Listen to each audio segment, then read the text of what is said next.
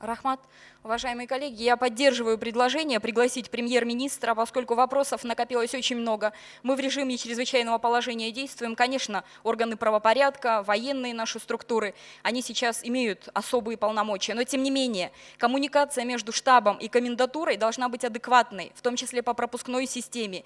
Иначе экономические системы жизнеобеспечения, они просто отключатся. И уже потом ни правоохранители, ни военные не смогут удержать население.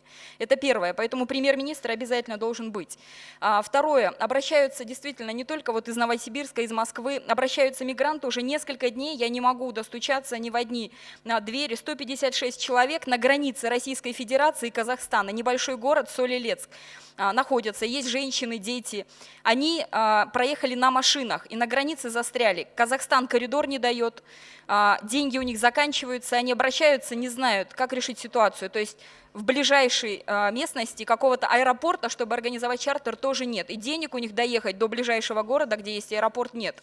Правительство и, я думаю, обязательно штаб должны решить эту проблему путем переговоров на уровне президентов стран по поводу коридора. Мы не можем оставить своих граждан в такой ситуации. Это никогда не забудется в истории со стороны мигрантов и нашего народа.